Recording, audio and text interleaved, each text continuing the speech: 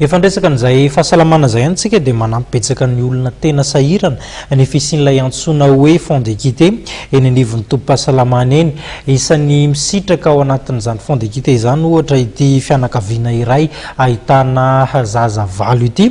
Ny ray mpianakaviana nefa dia voaheloka mandra-pahafaty, ny zanaka ihany koa marary ary mahazo tombony ao anatin'izany izy ireo. Vehivavy iray manan-janaka valo ary voafonja higadra mandra-pahafaty ihany koa ny vadiny, ity ramatoa mipetraka ao Maevatanana ity. Tsy manana asa raikitra izy fa sasalampa sy vaky kitay no amelomany an'ireo zanany. Trano mampalahelo no isitrihany izay tsy mifanalavitra ny fonja ny Maevatanana misy ny vadiny. Marary anefa ny zanany fa efatra izay nenjeraka tapaka ny feany.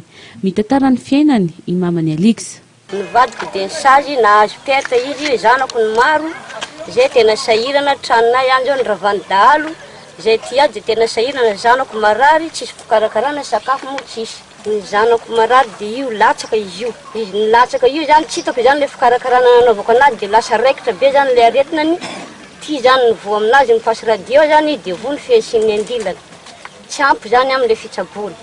Vinjeko sakafo zanako maro, vinjeko fitafiana dia fa olona mampitafy anay. Farafara ta zany zay vao nahiana anazy tamin'ny dokotera. Mila fitsaboana anefa Aliksa ary efa tara ny fitsaboana azy. Raha ny fahasahiranan'izy ireo anefa dia tsy manana fahefana ahafahana mitsabo azy ny reniny.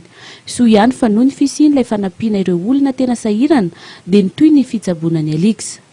Miara-miasa amin'ny fokontany sy ny komuna ny tobim-pahasalamana ahafahana mahafantatra ireo olona tena sahirana amin'ny alalan'ilay atao hoe fond d'équité no hitsaboana ireo olona tena sahirana ao amin'ny ity CSB ity. Ny afatara zany dia ny olona anankiray dia any amin'ny fokontany m'identifie an'ireo, ny chef fokontany sy ny agent communautaire zany m'identifie anazy dia avy eo validen'ny conseiller communal. Izy zany tonga dia fa izay tena hitandry zareo hoe tena sahirana tsy manako-raisina mihitsy zany no alaindry zareo. Olona ty manko presque hors tailleur daholo 90%. Amin'ny fianakaviana zany dia hitandry hoe sahirana e. Ohatra zao ry ambanivohitra dia tena hoe rehefa sara tsy mihinana afa-tsamanga ny andrahoana sakafo satria tsisy. Mipetraka foana izay fomba fiasa izay na dia farana amin'ity taona ity aza ny fandaran'asa pasopa santé tanterahan'ny UNICEF izay vatsiny ny vondrona Europeanina.